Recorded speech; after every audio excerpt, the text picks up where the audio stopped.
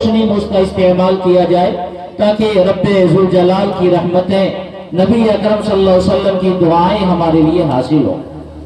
نکاح کے موقع سے آپ کے سامنے خطبہ نکاح پڑھا جائے گا۔ خطبہ نکاح میں بنیادی طور پر 3 آیتیں پڑھی جاتی ہیں۔ قرآن کریم کی جو 3 آیتیں نبی اکرم علیہ السلام نے پڑھا ہے اور آپ نے اس کے پڑھنے کی گویا بنیادی طور پر انسانیت کو تلقین فرمائی، ان تینوں آیتوں میں نکاح کا کوئی تذکرہ کہیں آپ کو نہیں ملے گا۔ کوئی نکاح کے اصول اس میں بیان نہیں کیے گئے، نکاح کا کوئی حکم اس میں بیان نہیں کیا گیا۔ بنیادی طور پر ان تینوں آیتوں میں تقوی کی تعلیم دی گئی ہے۔ اے لوگو اللہ سے ڈرو۔ جو آیت پہلی پڑھی جائے گی سورہ نساء کی، اس میں بھی یہی حکم ہے، اے لوگو اللہ سے ڈرو۔ دوسری آیت بھی پڑھی جائے گی، اس میں بھی یہی حکم ہے، اللہ سے ڈرو۔ تیسری آیت پڑھی جائے گی، اس میں بھی یہی حکم ہے، اے لوگو اللہ سے ڈرو۔ آخر سوال پیدا ہوتا ہے کہ نکاح کی مجلس میں یہ تلقین ہمیں کیوں دی جا رہی ہے؟ اللہ سے ڈرو، اللہ سے ڈرو، اللہ سے ڈرو، یہ بار بار یہ تلقین کیوں دی جا رہی ہے؟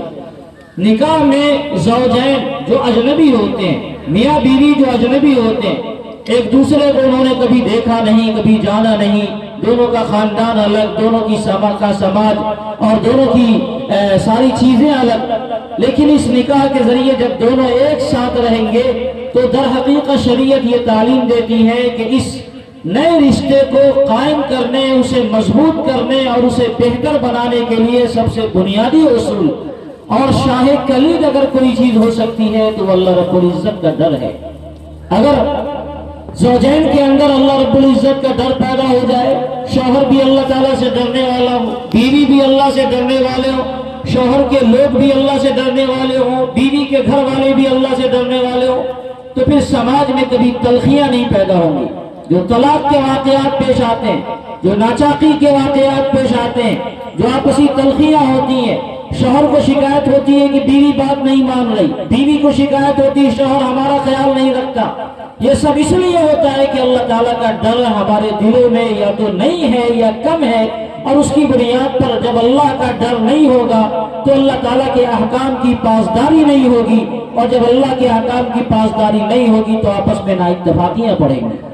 میں مثال دیا کرتا ہوں کہ زوجین میاں بیوی ایک کمرے میں بند ہے، وہاں کوئی تیسرا موجود نہیں ہے، کوئی آپ نے CCTV کیمرے نہیں لگا رکھے ہیں، ماں باپ کی کوئی نگرانی نہیں ہے، وہاں کوئی پولیس کا پہرا نہیں ہے، شوہر طاقتور ہے اگر وہ بیوی پر ظلم کرنا چاہے، بیوی طاقتور ہے اگر وہ شوہر پر ظلم کرنا چاہے، ان دونوں کو ایک دوسرے پر ظلم سے روکنے والی کون سی چیز ہے؟ وہاں پر کوئی روکنے والا نہیں ہے۔ اگر زوجین کے دلوں میں اللہ تعالیٰ کا ڈر ہوگا، یہ احساس ہوگا کہ اپنے اعمال کا اللہ تعالیٰ کے دربار میں ہمیں حساب دینا ہے، کل قیامت کے دن ہمیں اللہ تعالیٰ کے دربار میں کھڑا ہونا ہے، اپنے اعمال کا حساب دینا ہے، ہمارے ظلم کا ہم سے بدلہ لیا جائے گا، تو شوہر ہزار طاقتور صحیح اپنے کمزور سے کمزور بیوی پر وہ ظلم نہیں کر سکتا ہے، کیونکہ ان کے دل میں اللہ کا خوف ہے۔ قرآن یہ کہتا ہے اللہ سے ڈرو، اللہ سے ڈرو کہ تمہاری زندگی کامیاب ہوگی۔ بیوی اگر اس وقت ظلم کرنا چاہے اپنے شوہر پر، اپنے طاقت کی بنیاد پر، اپنے سوچ کی بنیاد پر، وہ اللہ سے ڈرے گی اور یہ سوچے گی کہ اگر ہم نے کمزور شوہر پر آج ظلم کیا تو کل ہمارے ظلم کا بدلہ ہم سے لیا جائے گا۔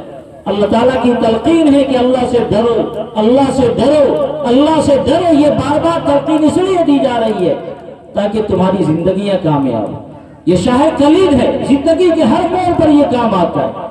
جب آپ اللہ سے ڈریں گے تو کوئی بھی کسی پر ظلم نہیں کرے گا، معاشرے میں انارکی نہیں پھیلے گی، معاشرے کے اندر بہت زیادہ فساد نہیں پھیل سکے گا، اور بہت زیادہ ظلم کے اوپر کنٹرول کرنے والی یہ چیز ہے اللہ تعالیٰ کا خوف۔ اللہ کا خوف پیدا ہوگا، انسان گناہوں سے رکے گا۔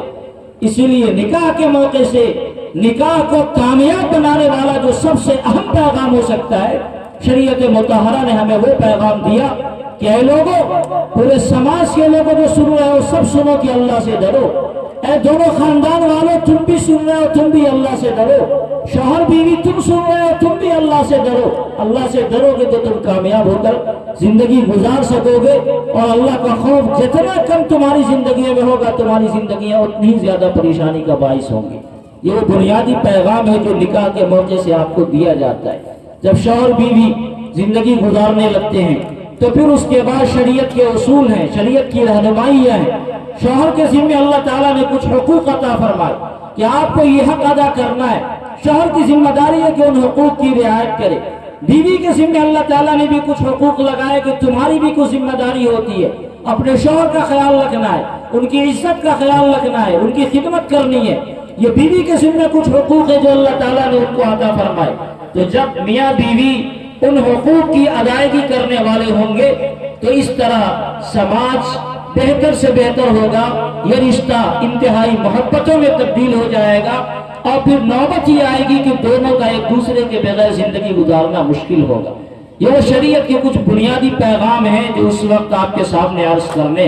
ماشاءاللہ آج جو نکاح ہو رہا ہے یہ بڑی خوشی کی بات ہے، اور یہ نمونے کی بات ہے کہ اس نکاح کو دینداری کی بنیاد پر انتخاب کیا گیا ہے۔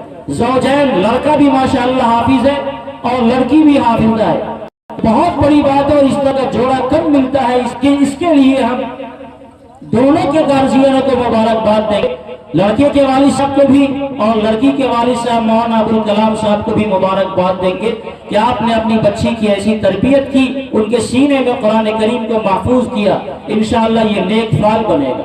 دوسری چیز، یہ نکاح بہت سادگی کے ساتھ انجام پا رہا ہے۔ مجھے جو معلوم ہوا اور جو آپ حضرات دیکھ رہے ہیں، عام طور سے بارات کی جو رسم ہوتی ہے اس کو ختم کرنے کی کوشش کی گئی، کم سے کم خرچ کرنے پر ہمارے مولانا کو کہا گیا ہے کہ آپ نکاح میں کم سے کم خرچ کریں، کم سے کم خرچ والا یہ نکاح ہو۔